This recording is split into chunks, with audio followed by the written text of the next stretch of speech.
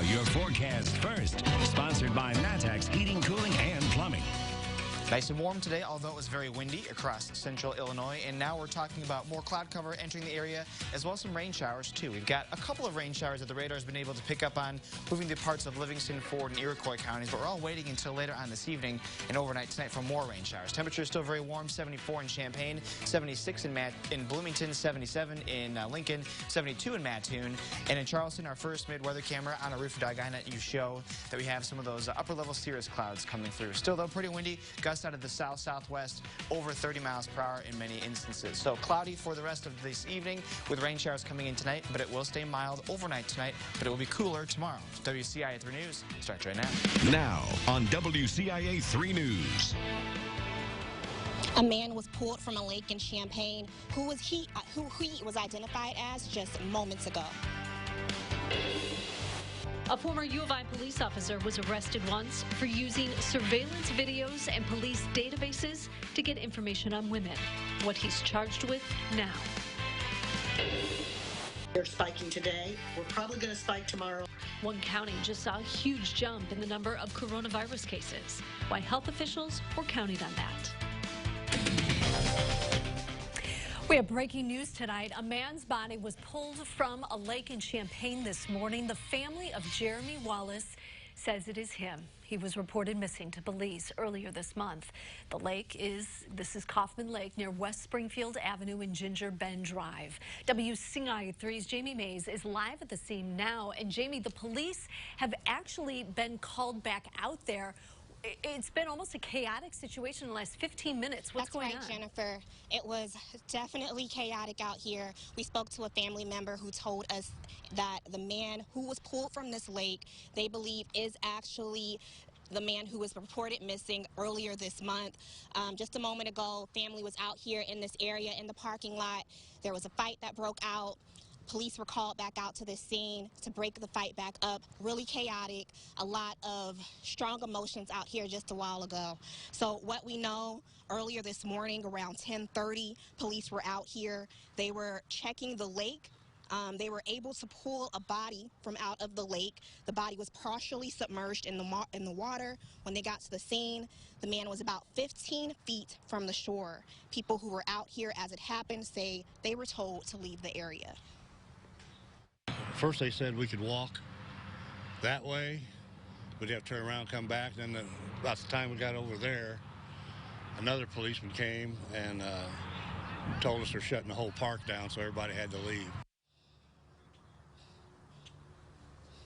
Again, 23-year-old Jeremy Wallace family was out here. They tell us that he was the one that was found in this lake. He was last seen a few blocks away from here.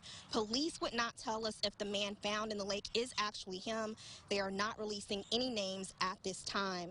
They have also not released any details about the cause of death. We're hoping to have more information given from the coroner after they do an autopsy tomorrow. In Champaign, Jamie Mays, WCIA 3, your local news leader. Jamie, is the family still out there looking at the lake, or what are they doing? There is one police vehicle still here that I can see from where I'm standing. Okay, Jamie, thank you. Now, we first brought you this breaking news on our WCIA 3 News app. To get more alerts like it, you can download it now.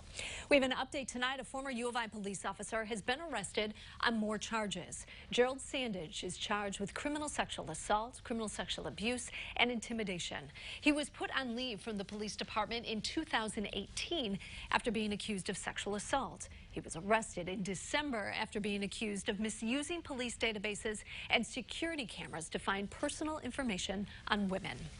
The state is releasing new COVID-19 case numbers. There are more than 2,000 new cases and 98 more deaths.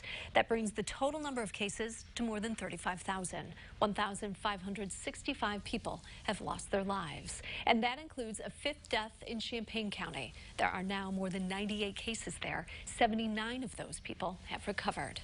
And the number of coronavirus cases spiked overnight in Macon County. But that's all part of health officials' plans. WCIA 3's Cole Hankey explains.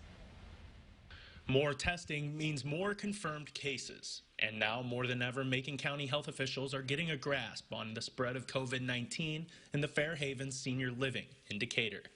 10 people have already died at Fairhavens because of the coronavirus. The facility has had dozens of cases, and overnight, 33 more cases were confirmed at the facility. The results come just one day after the Illinois Department of Public Health administered the first wave of 300 tests sent to residents and staff at the facility. More tests will be processed over the coming days, and Mayor Julie Moore-Wolf says that this will not be the last time the number of cases spikes. We knew when we made the request for testing for the Fairhaven's facility, our numbers were going to spike. They're spiking today. We're probably going to spike tomorrow and maybe even the next day as test results come back in batches. We knew this was coming. It's what we wanted to know. It is what we asked for. The county's Joint Crisis Communication Team has been consistent in saying that the number of cases in the county is likely much higher than what is being reported, but the lack of tests are making it difficult to gauge the numbers. Reporting in Decatur, I'm Cole Hankey, WCIA 3, your local news leader. Health officials did not release how many people were tested during this first round, but we do know the rest of the 300 tests will be used to test people again in the future. They are expecting more results over the next few days.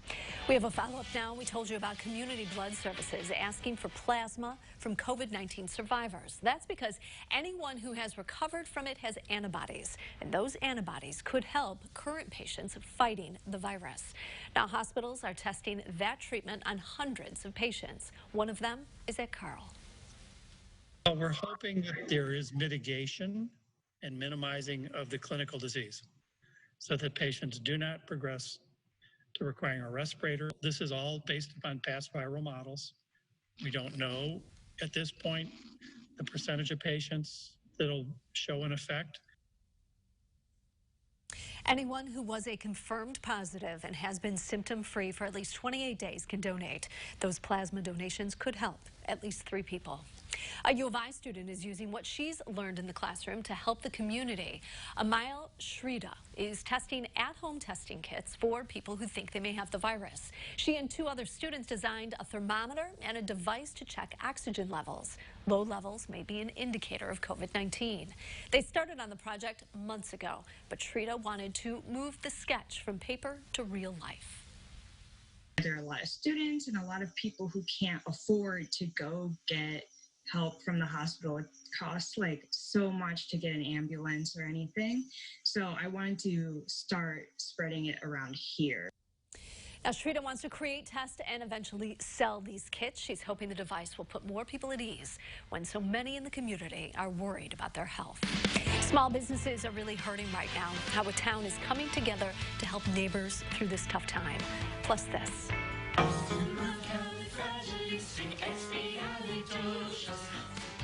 A lot of high school, actually all high school spring musicals are canceled or on hold. How one is making sure the show goes on.